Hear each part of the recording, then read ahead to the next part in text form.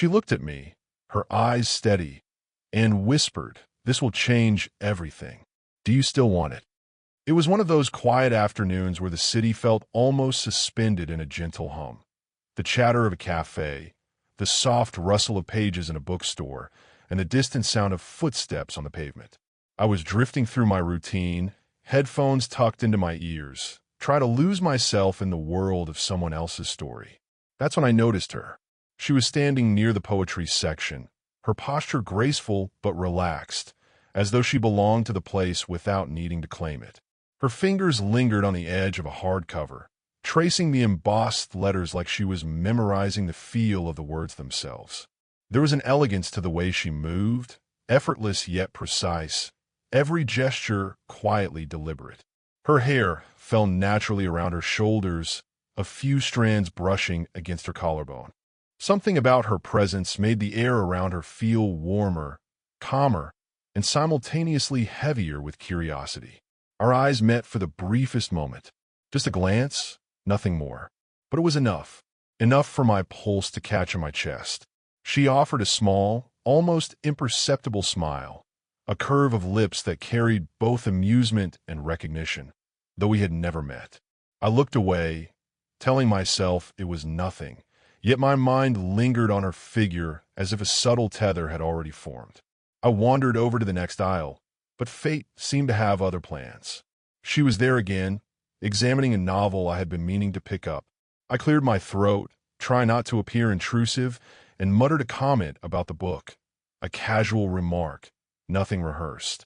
She looked at me then, properly this time, her eyes steady and warm, and replied with a voice that sounded like it had been filtered through sunlight and quiet laughter. There was an ease in the way she spoke, a soft authority in her tone that made it impossible not to listen. And yet, beneath it all, I sensed something fragile, a vulnerability she didn't announce, but that flickered in her gaze like the faintest reflection of candlelight.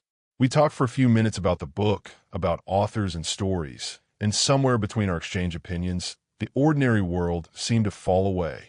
A brush of her hand as she handed the book to me sent an unexpected spark through my arm, and for a second, the café felt smaller, our world a little more intimate. When our conversation ended, she left with a nod and that same small smile, leaving me staring after her. I didn't even know her name, but I felt that peculiar ache of recognition, as if the universe had just handed me a question I wasn't ready to answer.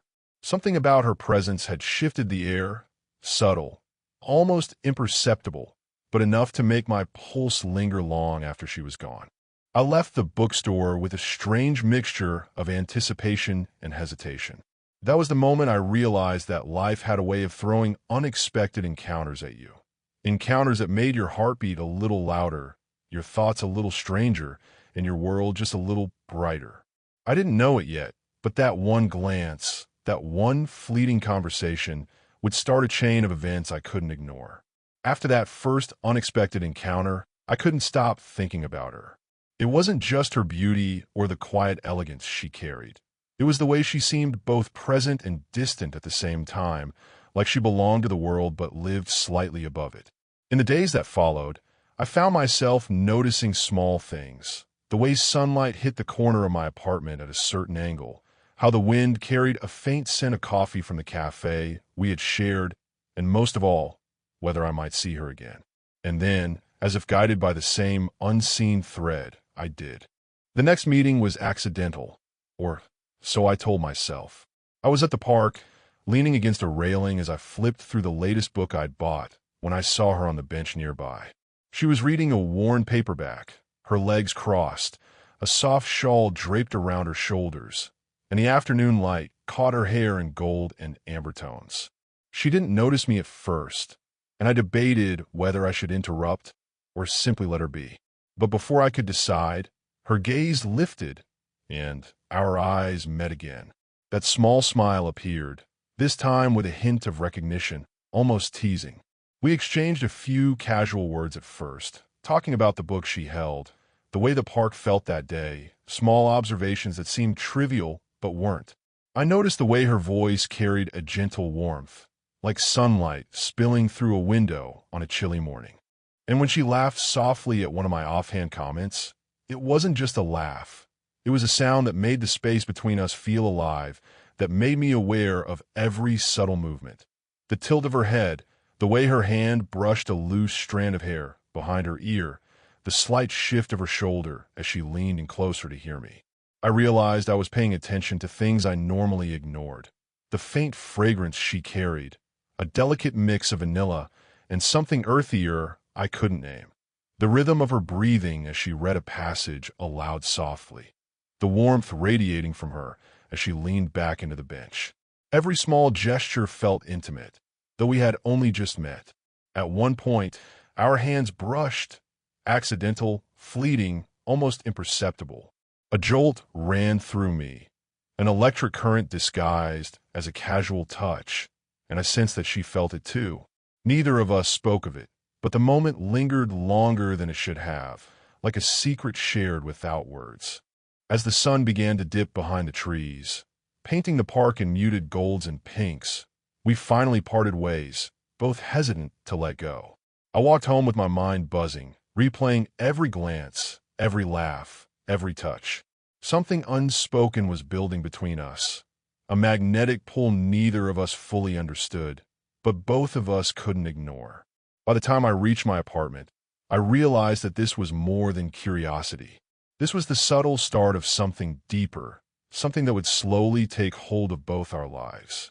And though I didn't yet know the path ahead, I knew with startling clarity that I wanted to follow it, wherever it might lead. A week had passed since that quiet afternoon in the park, yet her presence lingered in my mind like a soft echo I couldn't shake. Every thought, every passing moment seemed to pull me back to her. The curve of her smile, the warmth in her voice, the subtle way she carried herself with a quiet confidence that didn't demand attention, but commanded it nonetheless. I didn't know her story, yet I felt as though I'd glimpsed a fragment of it in the way she looked at the world, like a painter seeing color and shadows where others saw none. Then, one evening, she reached out. A simple message, calm and measured, asking if I could meet her at a small café she liked, quiet, tucked away from the evening rush. I arrived to find her already there, seated in a corner booth, the soft glow of a single lamp casting golden highlights across her features. She smiled when she saw me, but it wasn't the teasing curve of recognition from before. This was different, serious, almost tentative, as though she was carrying something heavy she needed to place gently before me. We ordered tea, and for a few moments we simply sat across from each other, letting the silence stretch comfortably. Then she spoke. "I need to tell you something," she began, her voice soft but deliberate. Something that could change everything. Her words hung in the air like smoke, dense with meaning. I felt my pulse quicken, a mixture of anticipation and unease weaving itself into my chest. I nodded, urging her to continue without breaking her rhythm. She took a breath, her fingers lightly tracing the rim of her cup. There was a vulnerability in that motion, a subtle tremor that belied her otherwise composed demeanor. "I don't know how to explain it simply," she admitted. "But what I'm offering, it's not small. It's not without consequence. And I need to know if you still want it, if you're willing to take the risk." I studied her then, noting the faint crease between her brows, the quiet steadiness in her eyes, the way she leaned forward slightly, inviting me into the gravity of her words. She wasn't asking for a casual answer. She was asking me to meet her entirely, to consider her life, her experience, her heart, alongside my own. A shiver ran down my spine as I realized the truth. This was no ordinary connection. She was offering a choice that could alter the course of both our lives. Yet there was no pressure in her tone, no demand, only honesty and the quiet invitation to step into the unknown. I found myself reaching across the table, letting my hand hover near hers, though I didn't touch it yet. The air between us seemed heavier, charged with possibility.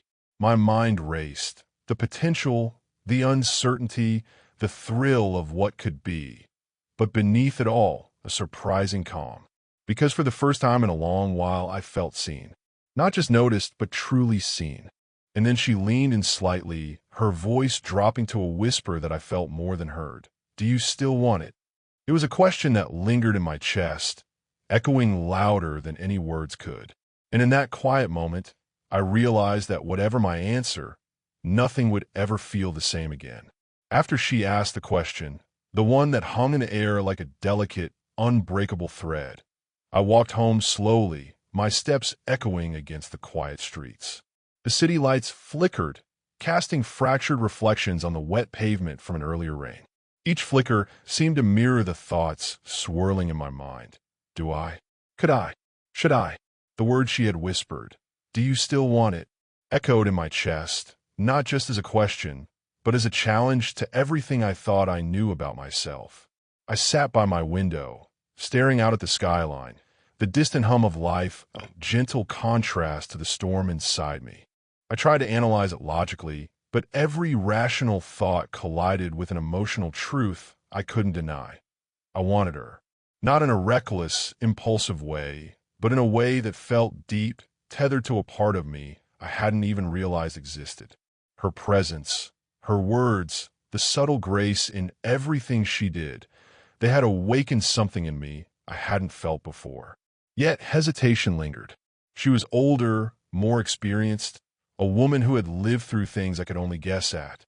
And I was still learning, still fumbling through the early chapters of my own life. Could I offer her what she needed? Could I navigate the delicate balance between admiration and intimacy without overstepping? My mind kept returning to the possible consequences, judgment from friends, whispered assumptions, the sheer weight of an untested bond. I closed my eyes and replayed the moments we had shared, the brush of her hand as she handed me the book, the tilt of her head as she smiled, the quiet depth in her voice when she spoke of small, mundane things with profound insight. My chest tightened at the memory of her gaze, steady, knowing, almost teasing, as if she had already seen my hesitation and chose not to call it out.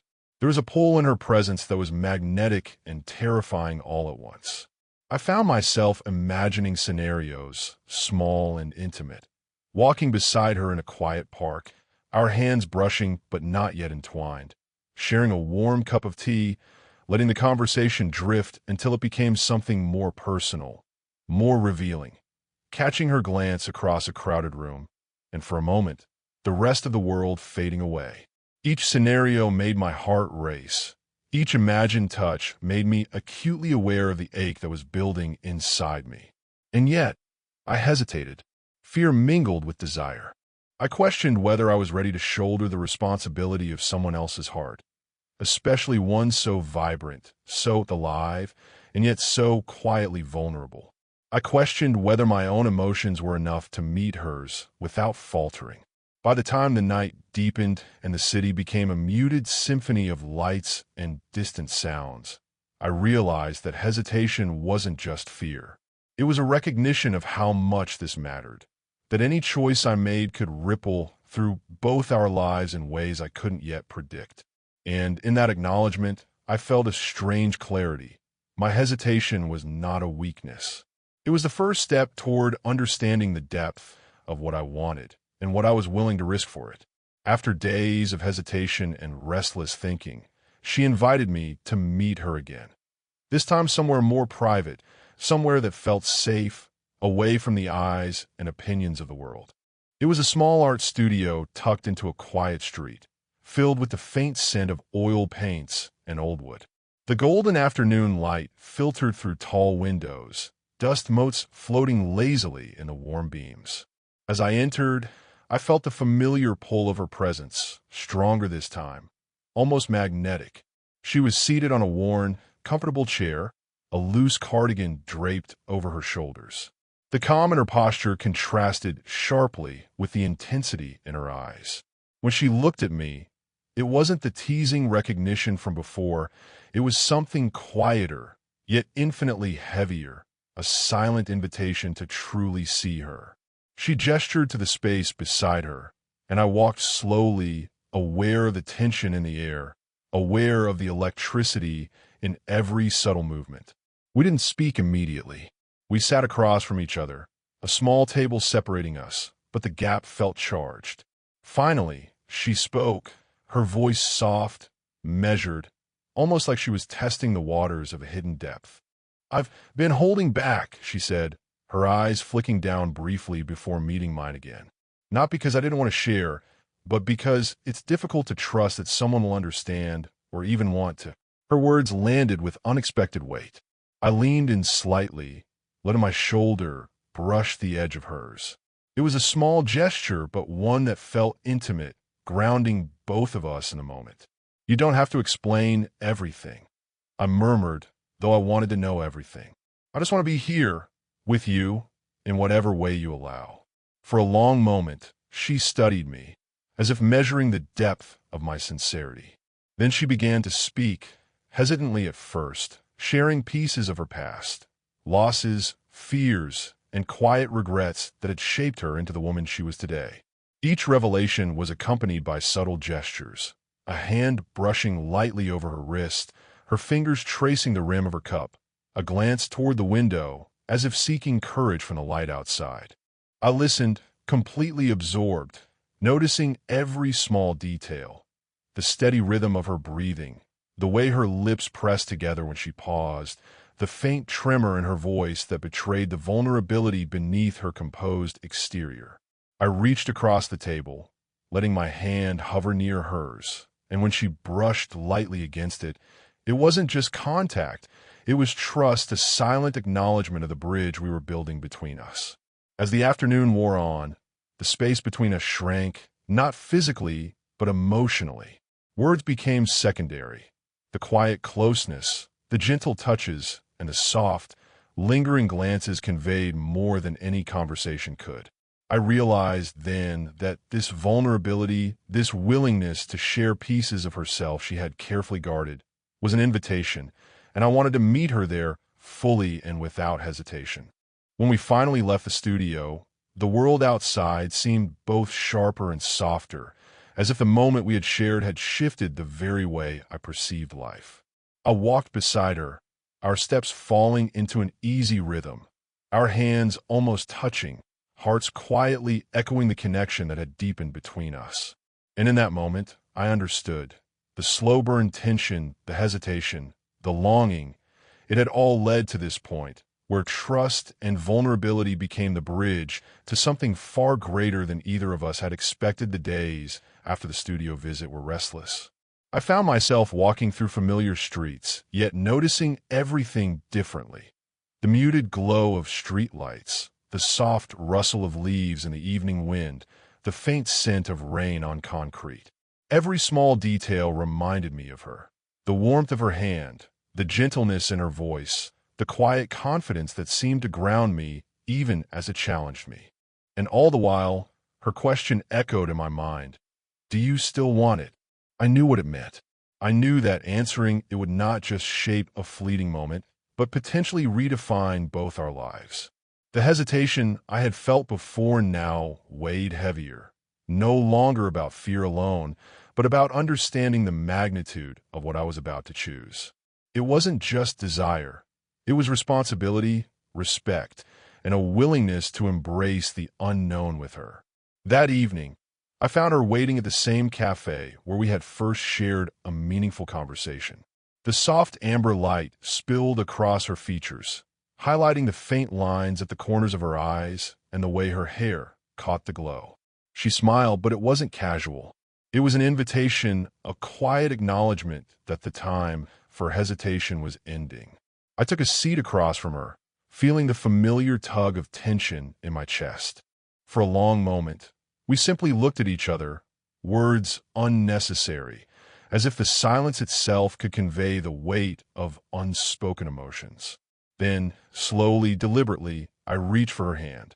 My fingers brushed hers at first, tentative, testing the waters, and when she responded by letting her hand rest lightly in mine, a wave of relief and anticipation washed over me. "I've thought about your question every day," I admitted, my voice low, almost a whisper. "And I realized that it's not just about wanting, it's about being willing. Willing to meet you, to trust you, to face whatever comes with honesty, together." Her eyes softened, and I noticed a slight quiver in her lips, a mixture of relief and hope. She leaned forward slightly, her hand pressing gently over mine. The touch was light, but it carried an intensity that words could never capture. Trust, acceptance, and an unspoken promise. I took a deep breath, letting the finality of my decision settle into my bones. Yes, I said, simple and unequivocal. I want it. I want this us. Whatever it means, I want to face it with you. Her smile then broke fully, warm and unguarded, lighting her entire face. She leaned closer, our shoulders brushing, her head tilting slightly, just enough for me to feel the warmth radiating from her. The moment was delicate, intimate, and profound, a culmination of weeks of subtle tension, hesitation, and growing understanding. We left the cafe side by side, our hands brushing, hearts quietly echoing the connection we had both been nurturing. The city around us felt sharper, more alive, yet softer at the edges, as if the world itself had acknowledged the choice we had made. I realized that this wasn't the end of hesitation or uncertainty, but it was the first step towards something real, something that neither of us could have planned, but both of us had wanted more than we knew. And in that shared stride, in the warmth of her presence beside me, I understood the truth of slow-burning love. It isn't sudden. It's deliberate. It's patient.